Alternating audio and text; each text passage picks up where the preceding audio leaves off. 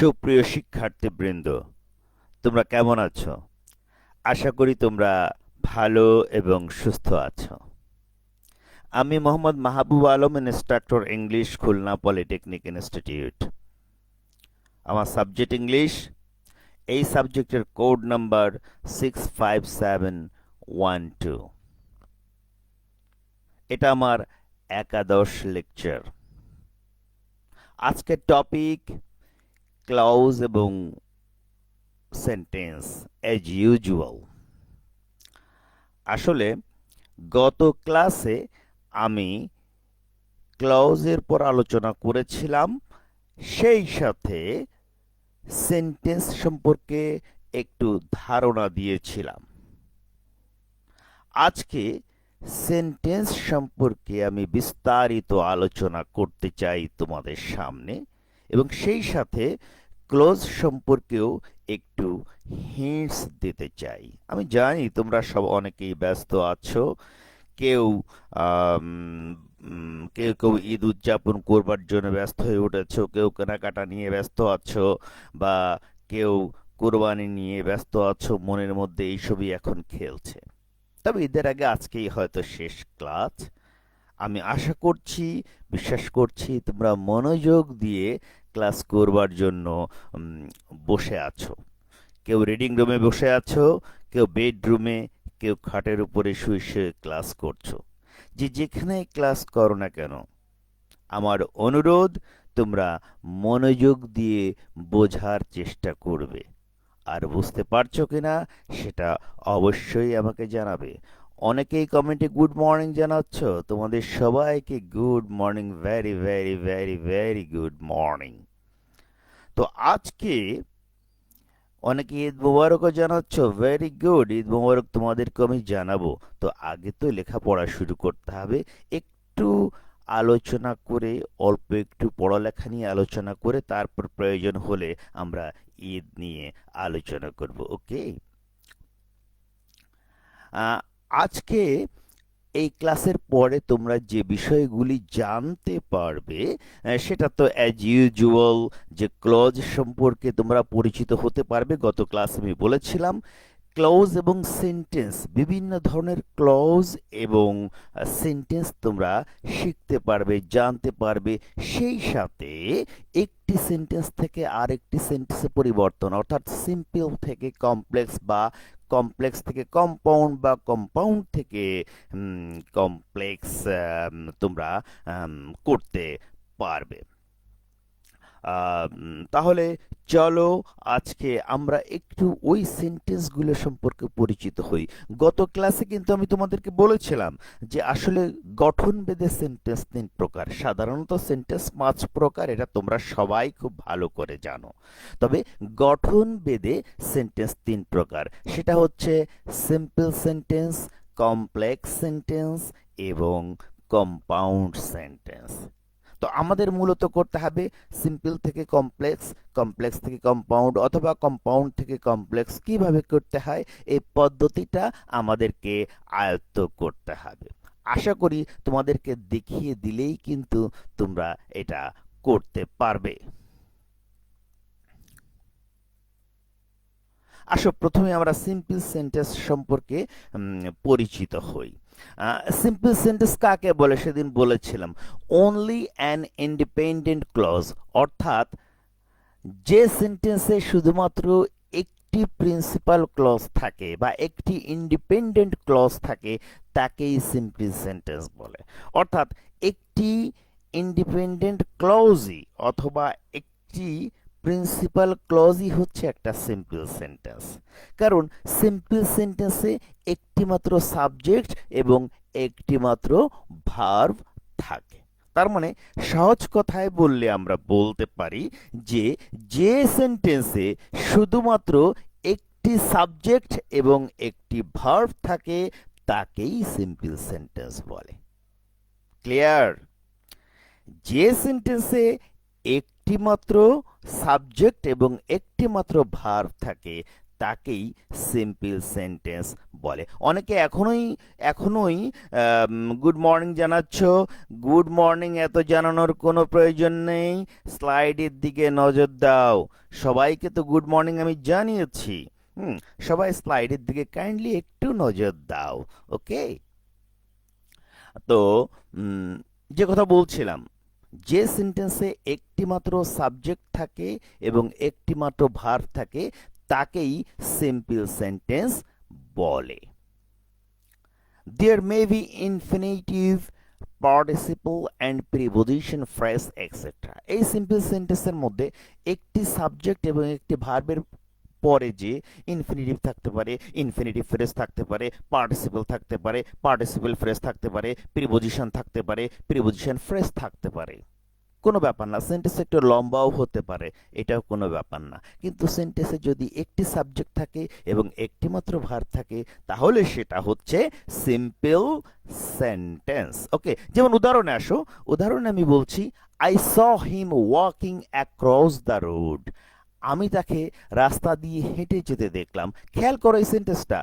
এই সেন্টেন্সের সাবজেক্ট হচ্ছে আই, ভার্ব হচ্ছে স, আর হিম হচ্ছে অবজেক্ট, আর ওয়াকিং অ্যাক্রস দ্য রোড টোটালটাকে আমরা পার্টিসিপল ফ্রেজ বলতে পারি। তাহলে এই এত লম্বা একটি sentence, I saw him walking across the road, এখানে সাবজেক্ট হচ্ছে আই, ভার্ব হচ্ছে স, তার মানে একটি সাবজেক্ট একটি ভার্ব, তাহলে এটি হচ্ছে সিম্পল সেন্টেন্স। একইভাবে 2 নম্বর উদাহরণটি তোমরা দেখো, the earth moves round the সান।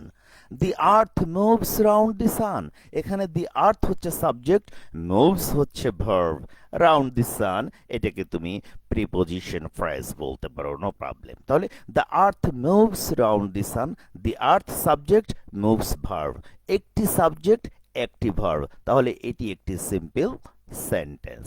একইভাবে দেখো 3 নম্বর উদাহরণে, he works hard to prosper in life. এখানে হি হচ্ছে সাবজেক্ট, ওয়ার্কস হার্ড হচ্ছে ভার্ব, বা শুধু ওয়ার্কস তুমি ভার্ব ধরো, একটি সাবজেক্ট একটি ভার্ব, আর টু প্রসপার ইন লাইফ এটা হচ্ছে ইনফিনিটিভ ফ্রেজ। তাহলে কি দাঁড়াচ্ছে, যেই সেন্টেন্সে একটি মাত্র সাবজেক্ট থাকবে, একটি মাত্র ভার্ব থাকবে, সেটি হচ্ছে simple sentence. My dear students, আমার মনে হয় সিম্পল সেন্টেন্স কাকে বলে সেটা আমি তোমাদেরকে বোঝাতে পেরেছি। এবার আসো কমপ্লেক্স সেন্টেন্স। কমপ্লেক্স সেন্টেন্স কাকে বলে আমি অত্যন্ত সংক্ষেপে লিখেছি, এই পয়েন্টগুলো দেখলেই তোমরা বুঝতে পারবে। কমপ্লেক্স মানেই হচ্ছে জটিল জিনিস, সিম্পল মানে কি সরল সোজা ইজি, আর কমপ্লেক্স মানে কি, কমপ্লেক্স মানে হচ্ছে জটিল, হ্যাঁ, ঘোর প্যাঁচ, এই আর কি। শামীম আক্তার বলছো যে আপনি বোঝাতে সক্ষম হয়েছেন স্যার। হ্যাঁ, ওকে, তোমরা যদি বুঝতে পেরে থাকো তাহলেই কিন্তু আমি সার্থক। ওকে, কমপ্লেক্স সেন্টেন্স কাকে বলে দেখো, যে সেন্টেন্সে একটি মাত্র প্রিন্সিপাল ক্লজ এবং একটি মাত্র সাবঅর্ডিনেট ক্লজ থাকে সেটাই হচ্ছে কমপ্লেক্স সেন্টেন্স। অর্থাৎ কমপ্লেক্স সেন্টেন্সে একটি প্রিন্সিপাল ক্লজ থাকবে, সেই সাথে সাবঅর্ডিনেট ক্লজ থাকবে। তো principal clause plus subordinate clause এই জন্য আমি লিখেছি। অর্থাৎ তারপর আবার বলছি, দেখো দুটো সাবজেক্ট এবং দুটো ভার্ব। দেখো সিম্পল সেন্টেন্সে একটু আগে আমি বলেছি একটি সাবজেক্ট একটি ভার্ব, আর কমপ্লেক্স সেন্টেন্সে দুটো সাবজেক্ট দুটো ভার্ব। দুটো সাবজেক্ট দুটো ভার্ব কিভাবে এলো দেখো, একটি থাকবে প্রিন্সিপাল ক্লজ আর একটি থাকবে সাবঅর্ডিনেট ক্লজ। তাহলে প্রিন্সিপাল ক্লজে একটি সাবজেক্ট একটি ভার্ব এবং সাবঅর্ডিনেট ক্লজে একটি সাবজেক্ট একটি ভার্ব। তাহলে কটি হলো, দুটি সাবজেক্ট দুটি ভার্ব। কারণ কমপ্লেক্স সেন্টেন্স হচ্ছে একটি প্রিন্সিপাল ক্লজ এবং একটি সাবঅর্ডিনেট ক্লজ, এটা নিয়েই কিন্তু কমপ্লেক্স সেন্টেন্স। আর কমপ্লেক্স সেন্টেন্সে সাবঅর্ডিনেটিং কনজাংশন থাকবে। গত ক্লাসে সাবঅর্ডিনেটিং কনজাংশন কি সেটা আমি তোমাদেরকে বলেছি। ওই যে হু, হুইজ, দ্যাট, এই যে রিলেটিভ প্রোনাউন আছে না, তারপরে রিলেটিভ অ্যাডভার্ব, হোয়েন, হোয়ার, এগুলো হচ্ছে সাবঅর্ডিনেটিং কনজাংশন। তো সাবঅর্ডিনেট ক্লজের আগে এই সাবঅর্ডিনেটিং কনজাংশন দ্বারা যুক্ত থাকে, হ্যাঁ, হু, হুইজ, দ্যাট, হোয়েন, হোয়ার এগুলো দিয়ে যুক্ত থাকে। তো এগুলো দিয়ে যুক্ত থাকা যে ক্লজটা সেটাই হচ্ছে সাবঅর্ডিনেট ক্লজ। তাহলে কমপ্লেক্স সেন্টেন্স কাকে বলে? যে সেন্টেন্সে একটি মাত্র প্রিন্সিপাল ক্লজ এবং একটি সাবঅর্ডিনেট ক্লজ থাকে। অর্থাৎ একটি প্রিন্সিপাল ক্লজ এবং একটি সাবঅর্ডিনেট ক্লজ নিয়ে যখনই একটি সেন্টেন্স গঠিত হবে তখন আমরা তাকে কমপ্লেক্স সেন্টেন্স বলবো। যেমন উদাহরণে দেখো, when he came home he began to work. when he came home, যখন সে বাড়ি এলো, he began to work, সে কাজ শুরু করলো। এখানে দেখো when he came home, এই অংশটুকু হচ্ছে তোমার সাবঅর্ডিনেট ক্লজ, আর he began to work এটা হচ্ছে প্রিন্সিপাল ক্লজ। তাহলে একটি প্রিন্সিপাল ক্লজ এবং একটি সাবঅর্ডিনেট ক্লজ, টোটাল কি হলো? Complex sentence. অর্থাৎ এই প্রিন্সিপাল ক্লজটি আগেও থাকতে পারে, পরেও থাকতে পারে। আর দেখো এই যে সাবঅর্ডিনেট ক্লজ, এটা হোয়েন দিয়ে যুক্ত আছে। হোয়েন হচ্ছে এখানে সাবঅর্ডিনেটিং কনজাংশন হিসেবে ব্যবহৃত হচ্ছে। একইভাবে দেখো 2 নম্বর উদাহরণ, this is the pen that I want. This is the pen, এটুকু হচ্ছে principal clause. That I want, that থেকে আই ওয়ান্ট, এই যে ওয়ান্ট পর্যন্ত, এটা হচ্ছে সাবঅর্ডিনেট ক্লজ। এখানে দেখো এই যে দ্যাটটি সাবঅর্ডিনেটিং কনজাংশন হিসেবে ব্যবহৃত হচ্ছে। This is the pen that I want, এই হচ্ছে সেই কলমটি যেটি আমি চাই। তাহলে এটি হচ্ছে একটি কমপ্লেক্স সেন্টেন্স, কারণ একটি প্রিন্সিপাল ক্লজ এবং একটি সাবঅর্ডিনেট ক্লজ রয়েছে। এবং দেখো দুটো সাবজেক্ট দুটো ভার্ব রয়েছে। দেখো এখানে এই দিস একটা সাবজেক্ট, ইজ একটা ভার্ব, একটা সাবজেক্ট একটা ভার্ব। আবার সাবঅর্ডিনেট ক্লজে দেখো আই একটি সাবজেক্ট, ওয়ান্ট একটি ভার্ব। তাহলে কি দাঁড়ালো? দুটো সাবজেক্ট দুটো ভার্ব দাঁড়ালো। তাহলে কমপ্লেক্স সেন্টেন্সে একটি প্রিন্সিপাল ক্লজ থাকে, একটি সাবঅর্ডিনেট ক্লজ থাকে, এবং দুটি সাবজেক্ট থাকে, দুটি ভার্ব থাকে। তারপরে দেখো 3 নম্বর উদাহরণে দেখো, 3 নম্বর উদাহরণে কি হচ্ছে? 3 নম্বর উদাহরণে, read hard if you want to make a good result। দেখো দারুণভাবে লেখাপড়া করো, কঠোর লেখাপড়া করো, if you want to make a good result, যদি তুমি ভালো রেজাল্ট করতে চাও। তাহলে যদি তুমি ভালো রেজাল্ট করতে চাও তাহলে ভালোভাবে লেখাপড়া করো। তাহলে এখানে দেখো রিড হার্ড, এটা হচ্ছে প্রিন্সিপাল ক্লজ।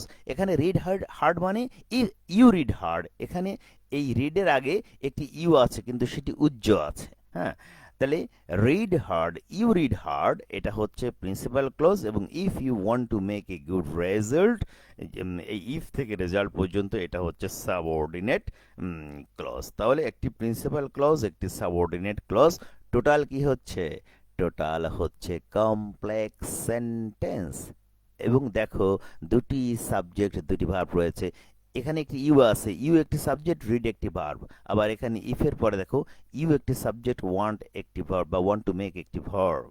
তাহলে দুটি সাবজেক্ট দুটি ভার্ব। তাহলে এক কথায় কি দাঁড়ালো? এক কথা দাঁড়ালো কমপ্লেক্স সেন্টেন্স হচ্ছে একটি প্রিন্সিপাল ক্লজ থাকবে, সেই সাথে একটি সাবঅর্ডিনেট ক্লজ থাকবে, সেটা হচ্ছে কমপ্লেক্স সেন্টেন্স। এবং অথবা আমরা সহজ করে বলতে পারি, যে সেন্টেন্সে দুটি সাবজেক্ট দুটি ভার্ব থাকবে এবং সাবঅর্ডিনেটিং কনজাংশন দ্বারা যুক্ত থাকবে, সেটাই হচ্ছে কমপ্লেক্স সেন্টেন্স। কমপ্লেক্স মানেই হচ্ছে জটিল, ঘোর প্যাচ। কমপ্লেক্স মানে জটিল বাক্য, সিম্পল সেন্টেন্স মানে সরল বাক্য। ওকে, আশা করি কমপ্লেক্স সেন্টেন্স তোমরা বুঝতে পারছো। আর আমার কথা ক্লিয়ারলি তোমরা সবাই বুঝতে পারছো বলে আমি বিশ্বাস করি। রাবেয়া বুসরি লিখছো ইয়েস স্যার। ওকে, ইয়েস স্যার মানে শুনতে পাচ্ছো না বুঝতে পারছো? কোনটা? বুঝতে পারছি না। আশা করি শুনতে পারছো এবং বুঝতেও পারছো। আচ্ছা, বুঝতে পারবে না কেন? তোমরা তো সবাই সাবালক এখন। হ্যাঁ, আমি তো অত্যন্ত সহজ করে, সুন্দর করে আমি বোঝানোর চেষ্টা করছি, একেবারে সহজ করে, এবং স্লাইডটি তৈরি করেছি সহজ করে তোমাদের জন্য, কারণ আমার উদ্দেশ্য হচ্ছে তোমাদেরকে বোঝানো। তোমরা যদি বুঝতে না পারো তাহলে আমি কথা বলে লাভটা কি? ওকে, এই যে শামীম আক্তার বলছে জটিল বাক্য বুঝতে পারছি, ভেরি গুড। জটিল বাক্য মানে কমপ্লেক্স সেন্টেন্স। ওকে, তো এবার আমরা দেখব কম্পাউন্ড সেন্টেন্স কাকে বলে। দেখো আমরা সিম্পল সেন্টেন্স কাকে বলে জানলাম, কমপ্লেক্স সেন্টেন্স কাকে বলে জানলাম। এখন আমরা জানবার চেষ্টা করব কম্পাউন্ড সেন্টেন্স কাকে বলে। আসলে কম্পাউন্ড সেন্টেন্স একেবারে সোজা, একেবারে সোজা। কি কম্পাউন্ড সেন্টেন্স কাকে বলে? যে সেন্টেন্সে একটি প্রিন্সিপাল ক্লজ থাকবে এবং একটি কোঅর্ডিনেট ক্লজ থাকবে, অর্থাৎ প্রিন্সিপাল ক্লজ এবং কোঅর্ডিনেট ক্লজ এটা থাকলেই এটা হচ্ছে কম্পাউন্ড সেন্টেন্স। কি একটি প্রিন্সিপাল ক্লজ এবং সেই সাথে একটি কোঅর্ডিনেট ক্লজ যদি থাকে তাহলে সেটা হচ্ছে কম্পাউন্ড সেন্টেন্স। একটু আগে আমরা কি শিখলাম? একটি প্রিন্সিপাল ক্লজ এবং একটি সাবঅর্ডিনেট ক্লজ, সেটা হচ্ছে কমপ্লেক্স সেন্টেন্স। আর কম্পাউন্ড কি? একটি প্রিন্সিপাল ক্লজ এবং একটি কোঅর্ডিনেট ক্লজ থাকবে, তাহলেই সেটি কম্পাউন্ড সেন্টেন্স হয়ে যাবে।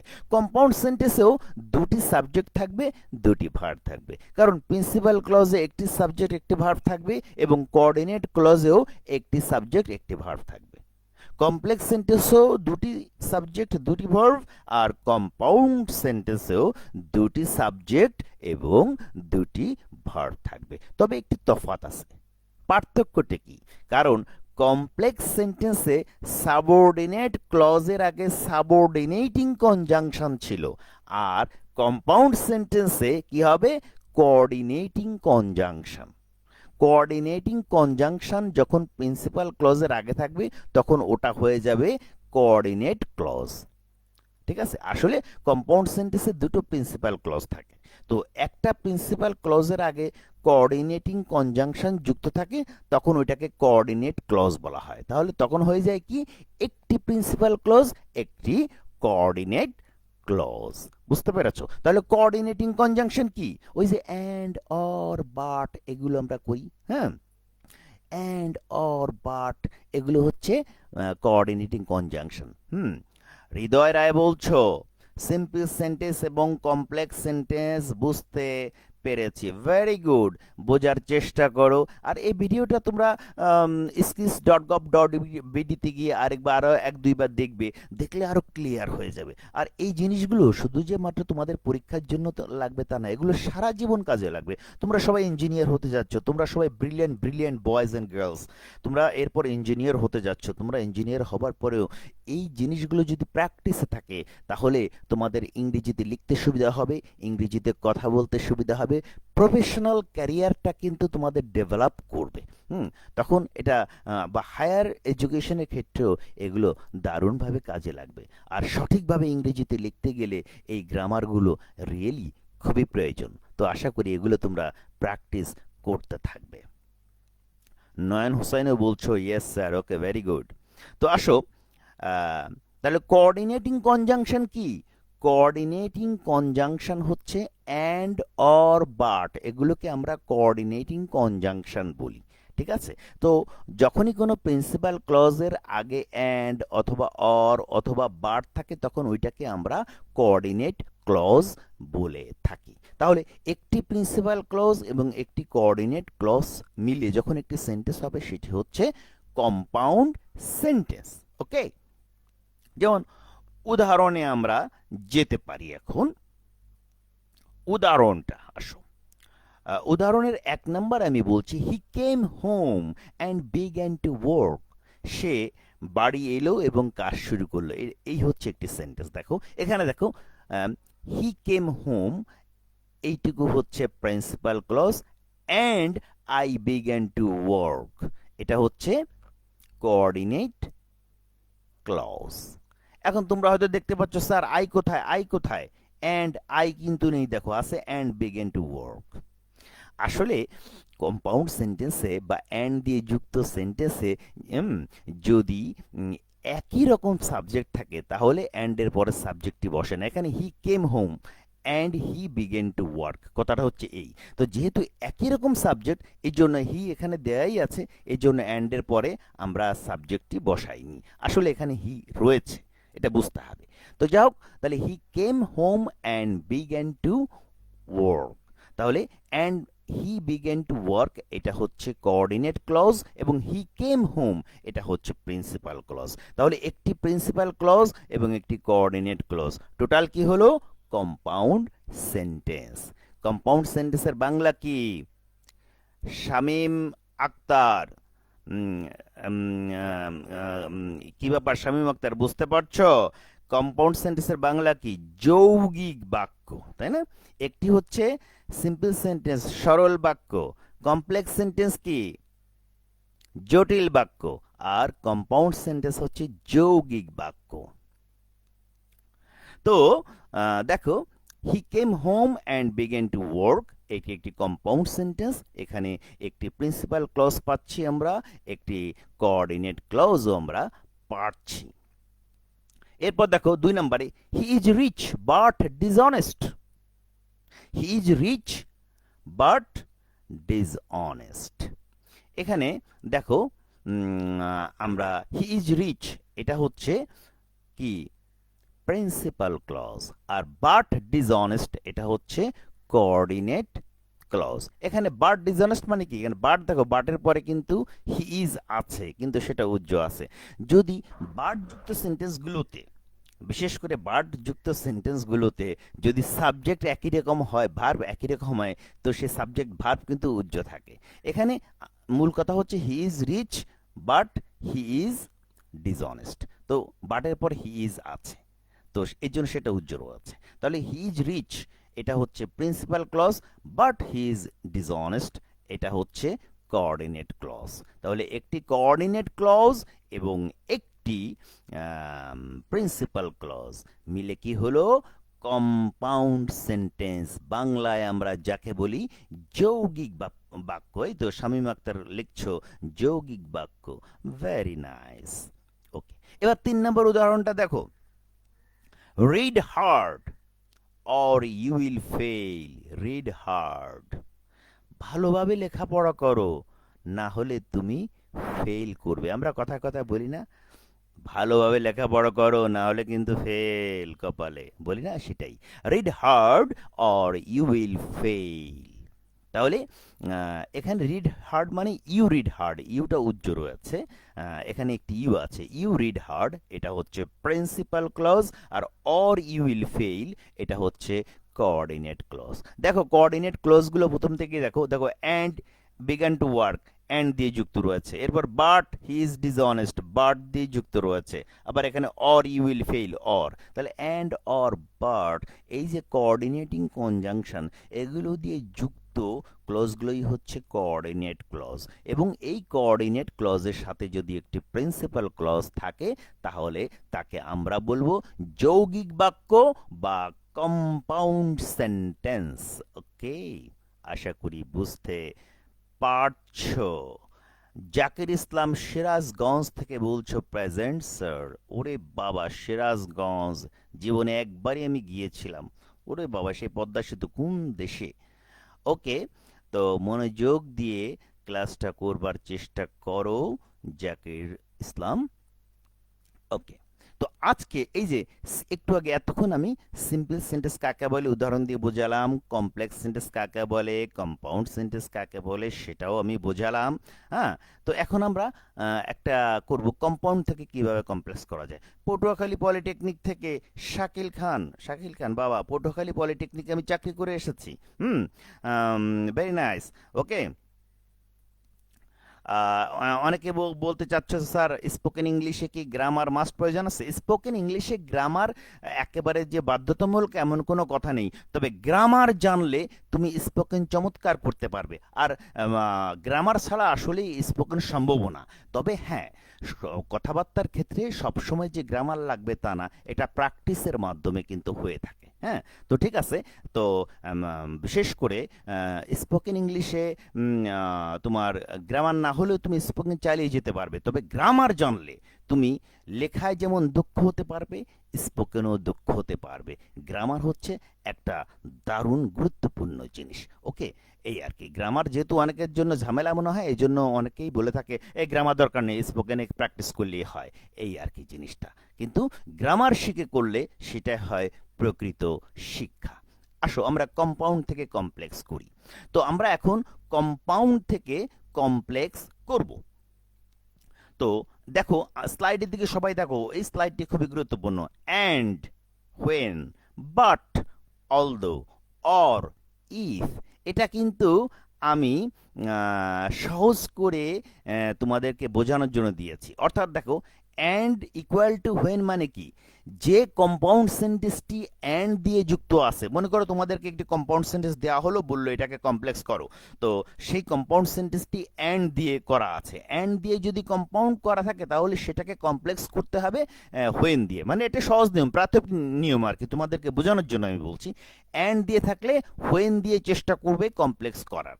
আর বাট দিয়ে যদি কম্পাউন্ড থাকে তাহলে সেটাকে কমপ্লেক্স করবে অলদো অথবা দো দিয়ে, এই জন্য বলেছি। আর যদি অর দিয়ে কম্পাউন্ড থাকে সেটাকে কমপ্লেক্স করার চেষ্টা করবে ইফ দিয়ে বা ইফ নট দিয়ে, যেটা দিয়ে সেট হয়। ইফ নট মানে ইফের পরে নেগেটিভ দিলে চমৎকার কমপ্লেক্স সেন্টেন্স হয়ে যায়। যেমন উদাহরণে আমি বলছি, তোমরা দেখো উদাহরণে আমি বলছি, I came home and began to work. দেখো এই কম্পাউন্ড সেন্টেন্সটি অ্যান্ড দিয়ে যুক্ত আছে, এটাকে আমরা কমপ্লেক্স করব। তাহলে I came home and I began to work. When I came home, তোমরা ভালো করে খেয়াল করো, when I came home and উঠে গেল, অ্যান্ড জায়গায় কমা দিলাম। When I came home I began to work, যখন আমি বাড়ি এলাম আমি কাজ শুরু করলাম। দেখো কত চমৎকার কমপ্লেক্স সেন্টেন্স হয়ে গেল। অর্থাৎ অ্যান্ড উঠে গেল, কমা বসলো, আর প্রথমে আমরা হোয়েন দিলাম, এই যে সাবঅর্ডিনেটিং কনজাংশন। তাহলে হোয়েন আই কেম হোম এটা হয়ে গেল সাবঅর্ডিনেট ক্লজ, আর আই বিগেন টু ওয়ার্ক এটা হচ্ছে প্রিন্সিপাল ক্লজ, আমার কমপ্লেক্স সেন্টেন্স হয়ে গেল। একইভাবে he is rich but unhappy. তো এই যে বাট দিয়ে আছে, তাহলে আমরা অলদো দিয়ে করতে পারি। তার মানে কি, অলদো হি ইজ রিচ, যদিও সে ধনী, কমা হি ইজ আনহ্যাপি, বাট উঠে গেল, কমা দিলাম, যদিও সে ধনী সে অসুখী। তাহলে দেখো এই যে বাট আছে, অলদো দিয়ে করলাম, আমাদের কিন্তু কমপ্লেক্স সেন্টেন্স হয়ে গেল। তাহলে he is rich but unhappy, although he is rich he is unhappy. দেখো আমার কমপ্লেক্স হয়ে গেল। এরপরে দেখো read hard or you will fail. দেখো অর আছে, ইফ দিয়ে করবো, if not, if you do not read hard, তুমি যদি ভালো লেখাপড়া না করো, ইউ উইল ফেল, তুমি ফেল করবে। একইভাবে he found me and acted crazy, আবার অ্যান্ড দিয়ে আছে, তাহলে হোয়েন দিয়ে করবো, when he found me, comma and উঠে গেল, হি অ্যাক্টেড ক্রেজি, আমার কমপ্লেক্স হয়ে গেল। আবার দেখো stop or you will die. হ্যাঁ, তার মানে কি, if you do not stop you will die, if you do not stop এটা হচ্ছে তোমার সাবঅর্ডিনেট ক্লজ, আর এটা হচ্ছে প্রিন্সিপাল ক্লজ। তাহলে টোটালটা হচ্ছে কমপ্লেক্স সেন্টেন্স। তাহলে if you do not stop you will die. আশা করি তোমরা কম্পাউন্ড থেকে কমপ্লেক্স আসতে বুঝতে পেরেছো। I began to work when I came home sir, এটা হবে, আরে হবে না কেন, সবই হবে, এই তো চেষ্টা করছো, ভেরি গুড। এই চেষ্টা করতে করতেই তো হবে। এরপর অর্থটা বোঝার চেষ্টা করবা, তারপর একটু সিস্টেম করলেই, নিজেরা একটু চেষ্টা করলেই কিন্তু হয়ে যাবে। হৃদয় কুমার পল বলছো, আরে একটু চেষ্টা করলেই হয়ে যাবে, অসুবিধা নেই। তারপর তুমি যখন অর্থটা ভালো করে বুঝবে, কোথায় হোয়েন দিতে হবে এটা বুঝে ফেলবে, নো প্রবলেম। ওকে, তো যা হোক, আজকে কিন্তু সময় একেবারে শেষ, তাই আজকে আর বেশি কথা বাড়াবো না। সামনে ঈদ, সবাই ঈদ উদযাপন করবে স্বাস্থ্যবিধি মেনে, এবং কোরবানির ঈদ মানে স্যাক্রিফাইসের ঈদ। আমরা স্যাক্রিফাইস করব মন থেকে এবং আনন্দ উৎসব করব, বেশি মেলামেশা করব না। গরুর মার্কেটে যাব স্বাস্থ্যবিধি মেনে, ঈদের নামাজ পড়ব স্বাস্থ্যবিধি মেনে। আবারও তোমাদের সাথে দেখা হবে বেঁচে থাকলে ঈদের পরে, শিডিউল ডেটে, শিডিউল টাইমে। সে পর্যন্ত তোমরা সবাই ভালো থাকো, সুস্থ থাকো, এই কামনা করে সবাইকে অনেক অনেক অনেক অনেক ঈদ মোবারক জানিয়ে বিদায় নিচ্ছি। আল্লাহ হাফেজ।